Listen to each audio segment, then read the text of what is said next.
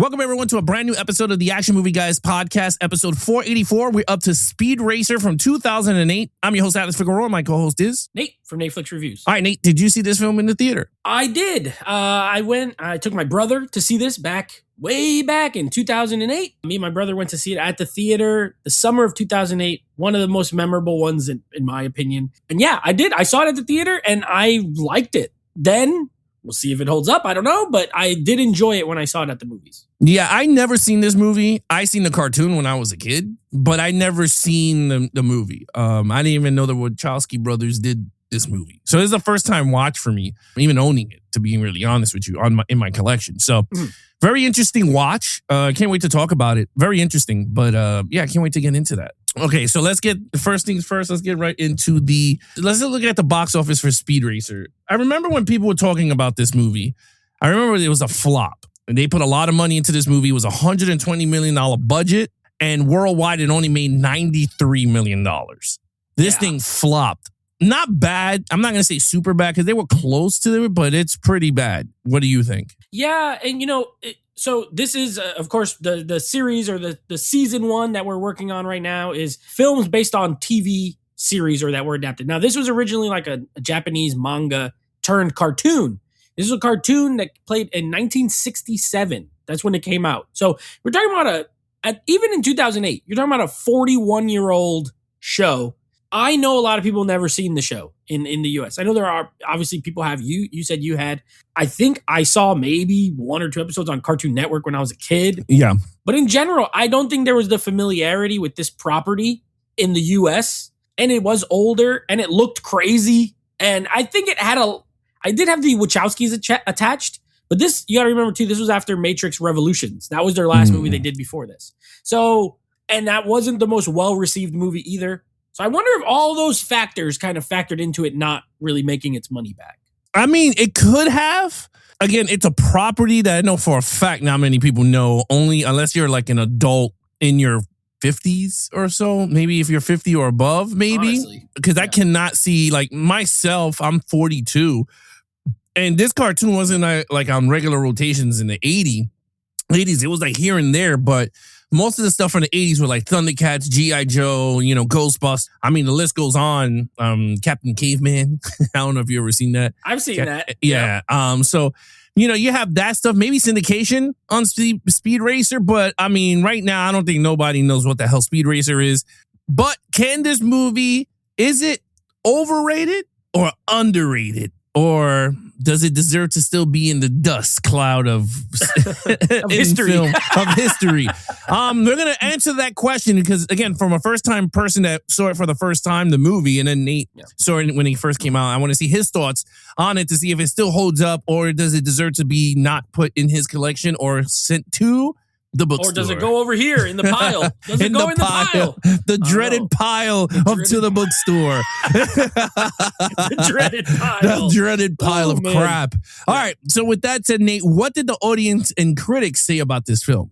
Well, interestingly enough, neither score is amazing, but one is fresh and one is not. The critics score on this is a 42%. So that is the non-fresh. Not that bad. Okay. It's not the worst especially not the worst that we've ever done, but it ain't that great. It's under 50%.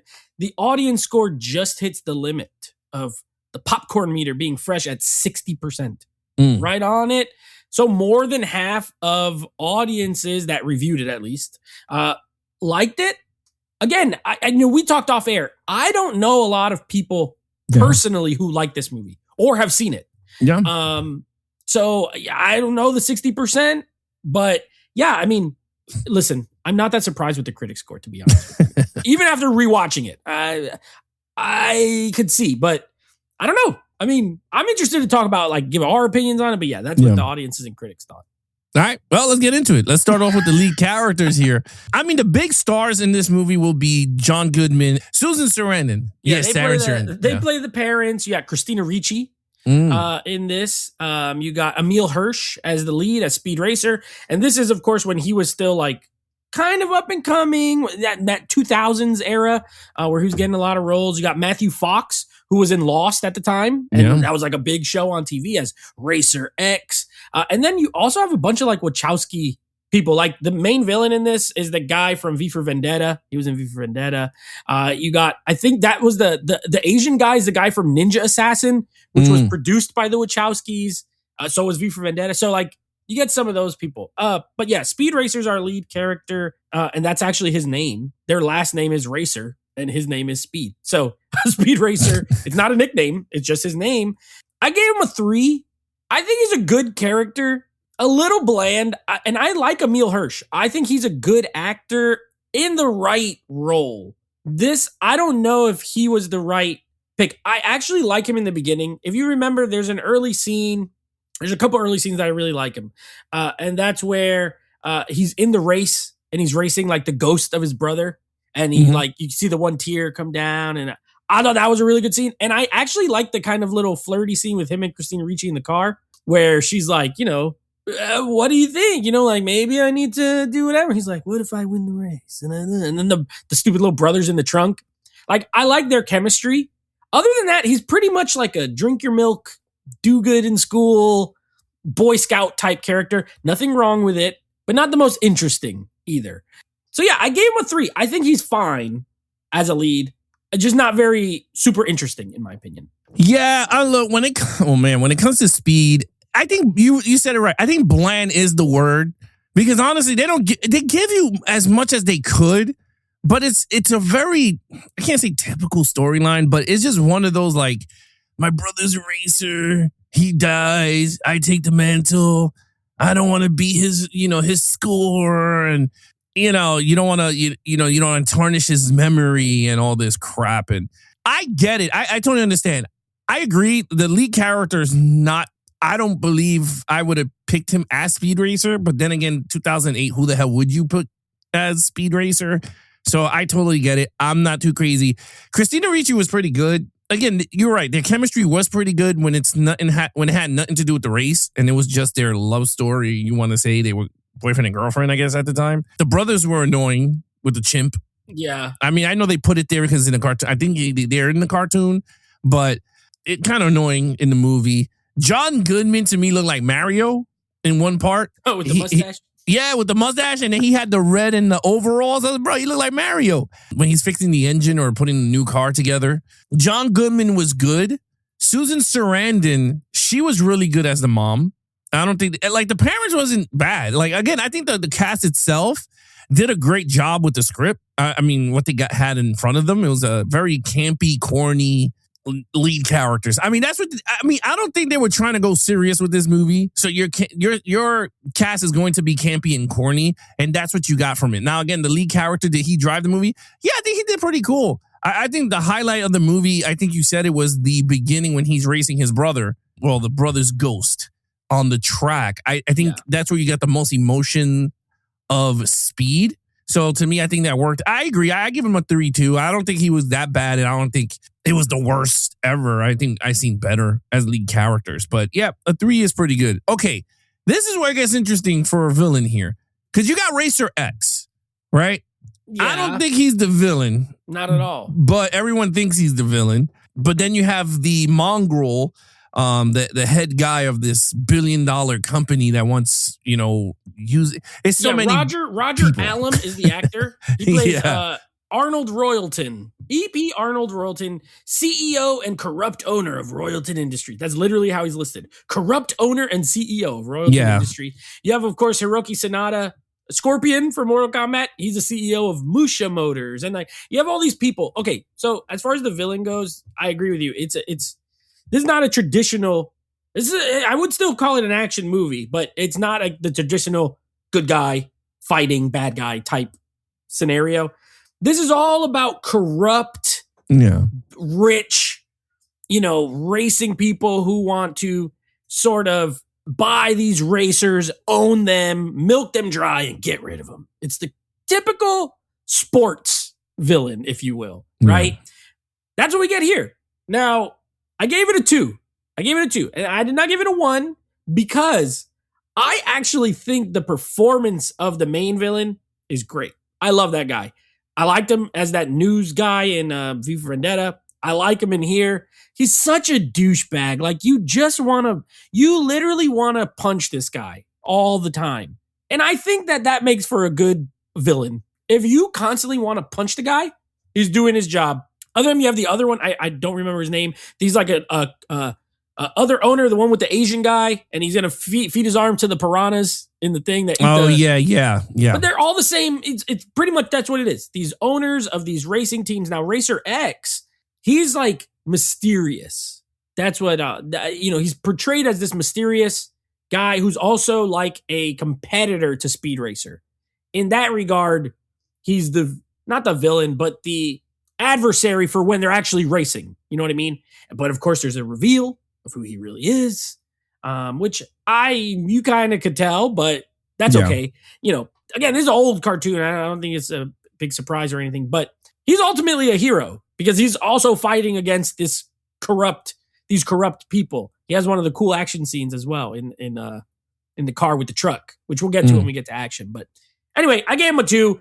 Rich people being douchebags, but performed well. So that's why I gave it a 2, not a 1. So I gave it a 3. Oh, okay. And this is why I gave it a 3, because they jacked up my boy Mach 5 when they tied it with that, what is it called? The spearhead or the spear claw or whatever, the spear hold, the thing that grabbed under the car and it grabbed him. I thought it was like spear something. Anyway, you got the villains and they cheated to because they know Speed is like the best racer on the track, and they did all they could to get him off the track. So there was like gadgets and stuff, and I thought it worked very well. You're right. Those villains were really like, you did want to punch him in the face.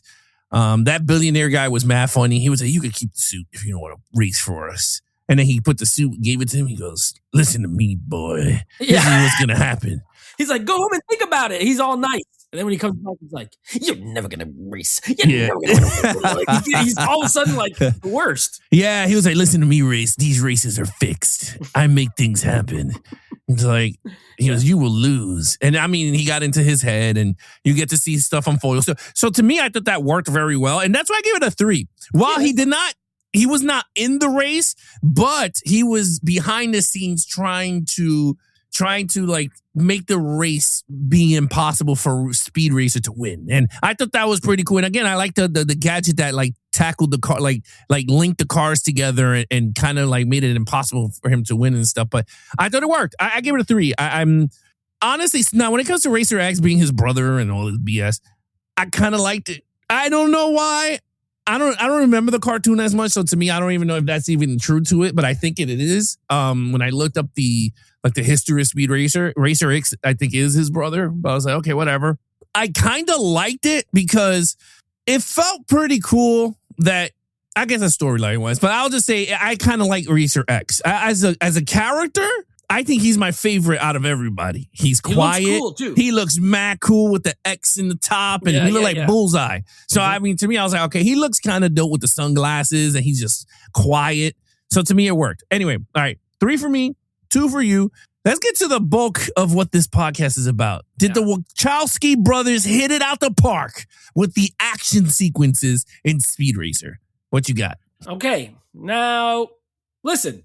This is not traditional action, although there is some. There's guns, there's missiles, there's explosions, there's all that. It's mostly racing action. And you know what, Alex? When I was watching this movie, and I was watching this in 4K, I was like, some of this might look a little crazy because I remember the visual effects. Like, I know, I've seen it. You had not. I know the style. I know, I've seen it more than once. I gave it a 5. Mm-hmm. I gave it a 5. Now, if you're going to ask me, Nate, is this comparable to like, a Die Hard 5? No, not that.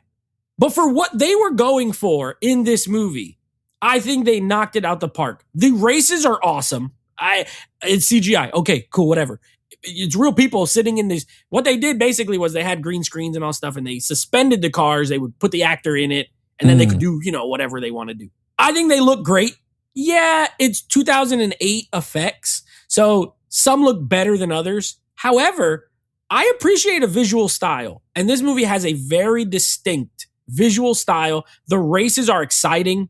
They're cool. Like you said, they got gadgets. This is not like a NASCAR.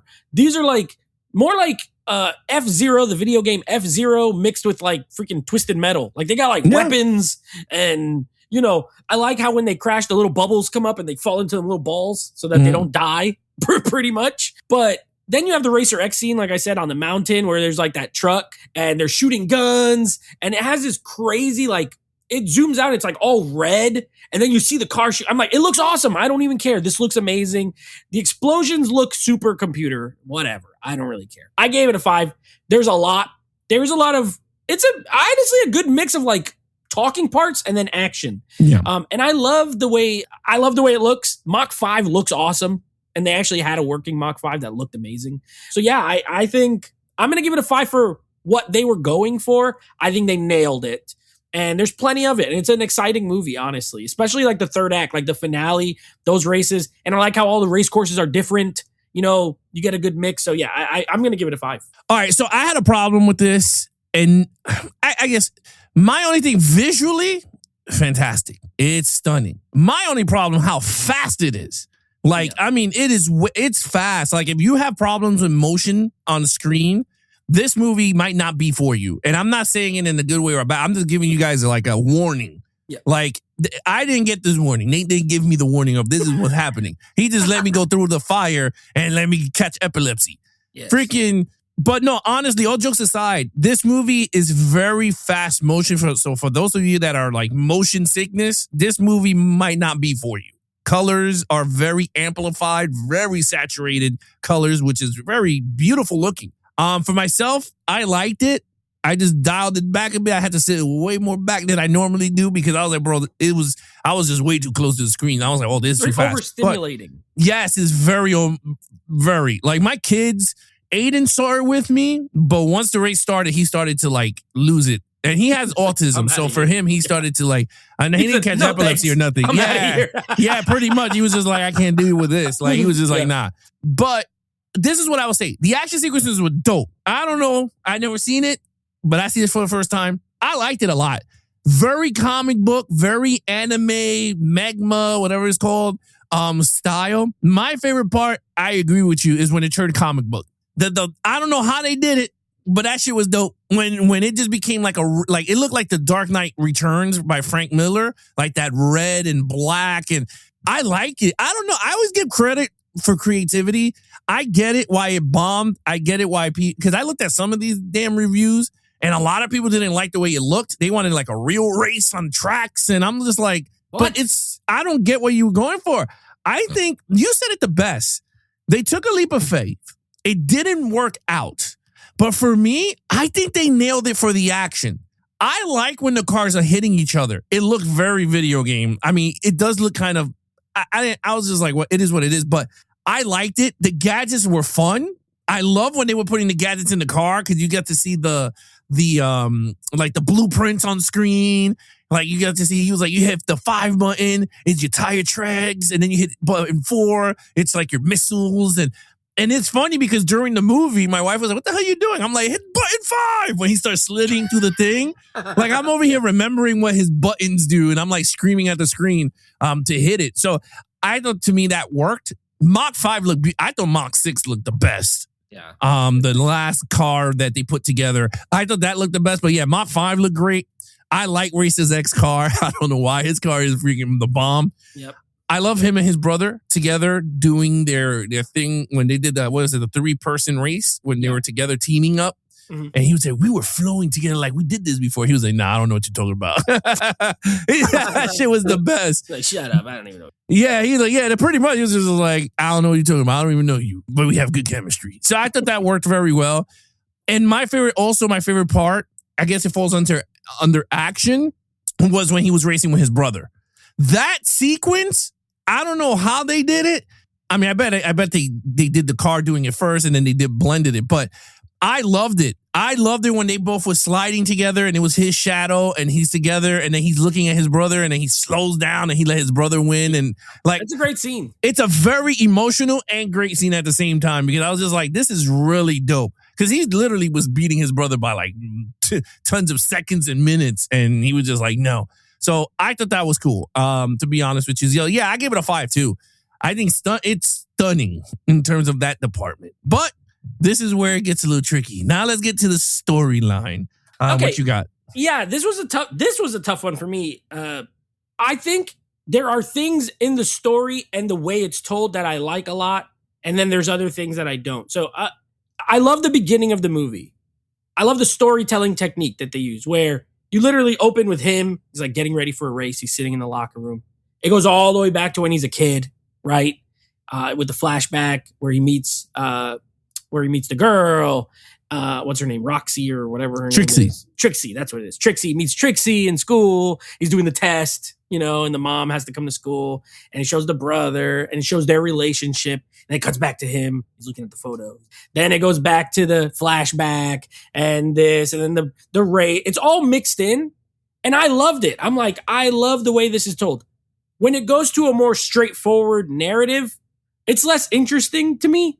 So, I love the first beginning part. I think the rest of it's fine. Don't get me wrong. I'm not saying it's bad. It's just less interesting, and it's a pretty simple story. Let's be real. Corrupt racer people fixing races. Guy who won't allow himself to be bought and will fight against the man. That's pretty much the movie. And then you have, the interactions of the family. You have a lot of dumb humor. There's some parts that are funny, and there's some parts that are not funny. The part with the brother, with Spritle and the monkey, when they're driving around in that golf cart thing and the, oh my gosh. I hated it when I first saw it. I hated it whenever I saw it last time, and I hated it this time. I'm like, this, and the kid's doing all this stuff. And it's I guess if you're a little kid, maybe you'll be like, oh, this is funny because it's like a cartoon. But I don't like it as an adult. I'm like, I'm not for this. So you have a mixture of this goofy humor mixed with a pretty good story. And then at times, very interesting ways they told it. But altogether, it's a little messy. I gave it a 3, though. I think the storyline's good. It's passable. It'll get you through it. And at times, it's great. I think the beginning is great. I think it's the best part story-wise. The rest of it's great as far as the visuals and the action. Okay. You gave it a 3? A 3. Okay, well, this is the first time you watch. And I'm going to be honest. I gave it a 2. I thought it was way too long. I got bored at certain parts. I was just like, okay, this is boring. And I don't think the racing was the problem. I just think the pacing was the problem. Well, it wasn't the racing. It was the pacing. It was pacing. Yeah, I mean, and this is what I mean. I agree with you. The first half of the movie was really good. And then it just dies. It just gets kind of stupid and corny once they meet the billionaire. Yeah. That to me where a lot. It goes really bad from there. When Racer X comes into the picture, I thought it was okay. It saved the movie for me because if he did not come into the picture during that time, it would have been boring. I mean, it would have just been racing the whole time that you're really caring for. The storyline was very basic. I don't think it's anything unique or anything. Again, they were trying to cram as much story into this to give you a movie. I don't know. I didn't feel the brothers. The whole thing with they were watching TV and all of a sudden they became anime. They were like, huh! And then they started fighting with the monkey. I thought that was a waste of time. The father didn't want him to race in this thing in Costa Rica, whatever the hell it was. And he finds out. I thought those things were long. While I like the race itself, I just think the story within the race just took too long to develop for me. I was like, man, you got to pick it up a bit. But at the end of the day, I just think pacing for me, the length, I had no problems with the action. I thought the action was pretty good. I just think that in the in-between stuff for me, it was the problem. I had a hard time. It is a bit long. It could have been 20 to 25 minutes shorter. An hour 50 probably would have been better than 2 hours 15. I agree. And I think and then at the end, I think it was the best is when he's in the car and he's mad and he's racing and Racer X hits him and they're like, he hits him back and then they stop together and he's like, you're my brother. And he takes off the helmet and he's like, no, I'm not. And then it is, but he's just telling him no because he doesn't want him to know that it is. That was heartfelt. And I was like, oh, that's pretty cool. He goes, I'll be up there watching you. But I was just like, okay. But at the end of the day, it was decent. That's why I gave it a 2. I thought it was okay. In terms of storyline, I thought it was an okay movie. I'm not saying it was the worst movie. I would watch it again just for the action itself, but for the storyline, I don't think I would. I would be like, no, yeah, absolutely. Not. But I gave it a 2. You gave it a 3. Okay, overall. Yeah, what you just said is how I've always felt about this movie. I like this movie, not for the storyline. I like it for everything else. I gave it a 4, and you know what? I've always liked the movie. I liked it when I saw it at the theater. I walked out thinking. And again, this came out when I was in my early 20s. I was 21 years old when this came out. But I remember walking out, like my brother was younger. He was like maybe 11, or 12. Like he was a kid. And he was like, that was awesome. Like that was so cool. Because you remember in 2008, this looked like nothing else at the time. And I remember walking out thinking, I just watched something very cool. Was it my favorite movie? No.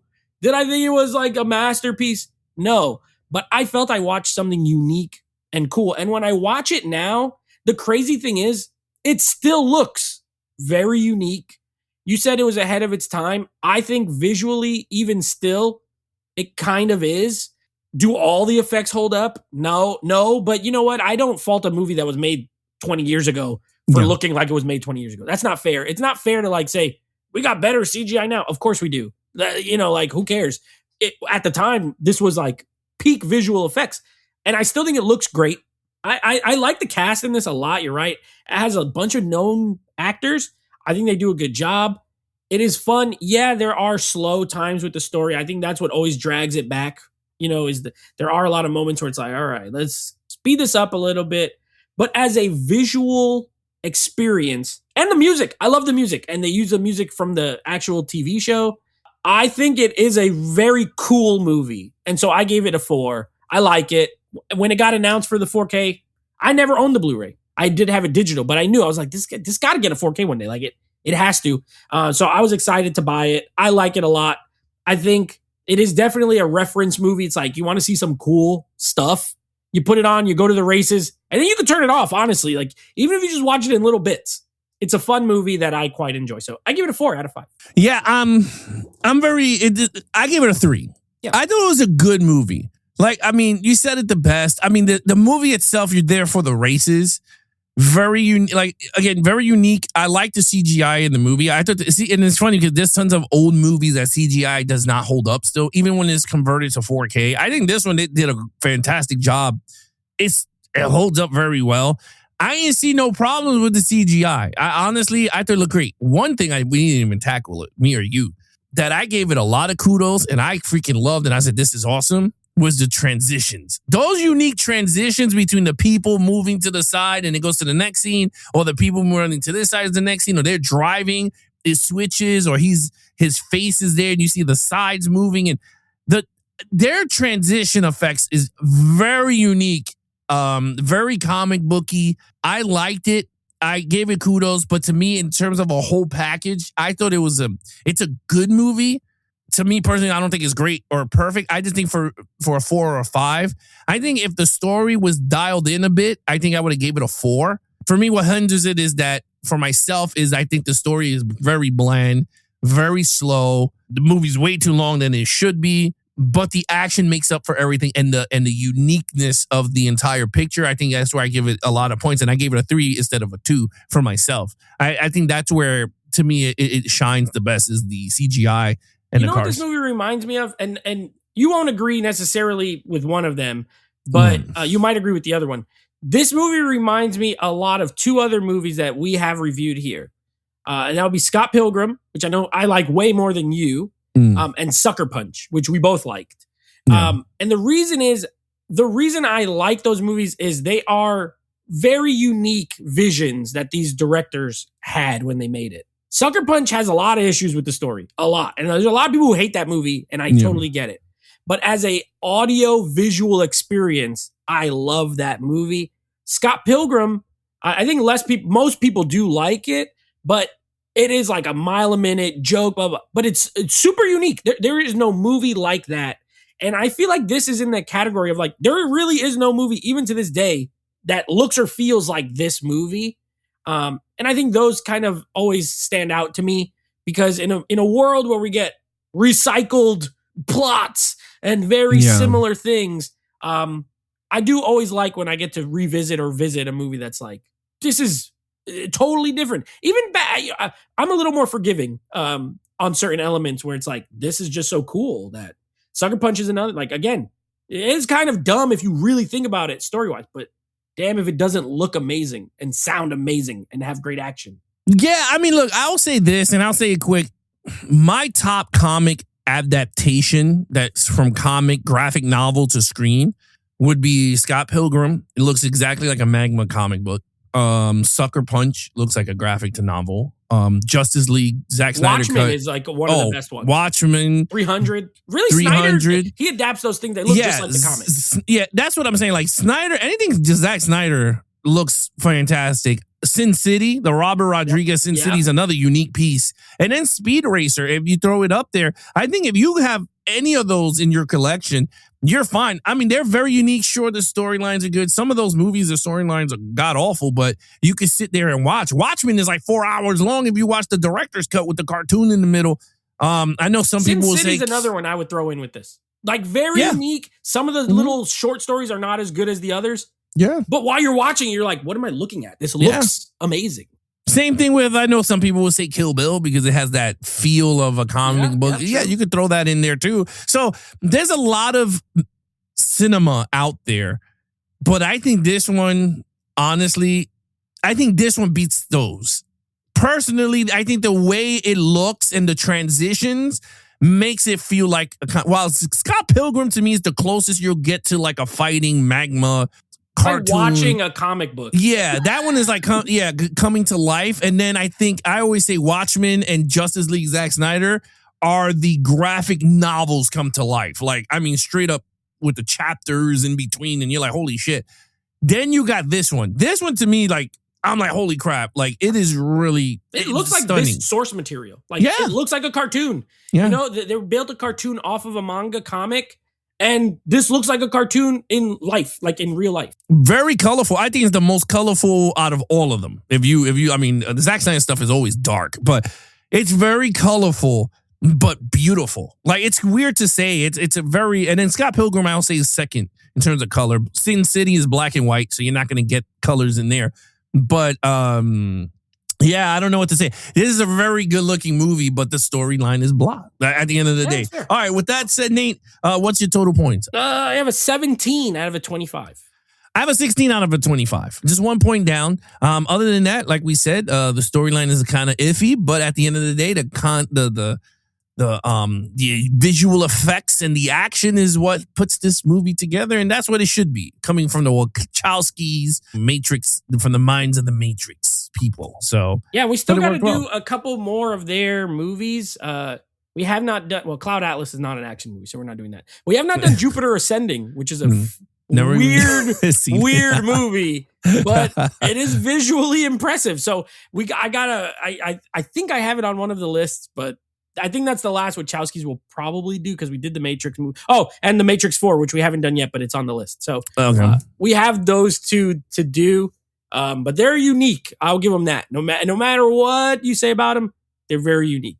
Very, very. They're not a one straight line. They got double lines and triple lines when they come to their film. So, correct. All right, Nate, what is coming up next on the podcast? All right. So coming up next is a movie that me and you have discussed, but not on this podcast. It's a movie we did during one of our director spotlight back in the day for Michael Mann, and that's going to be Miami Vice. This is, of course, based on an 80s television show created by Michael Mann, and this is the movie version, which this is the one with Colin Farrell and Jamie Foxx.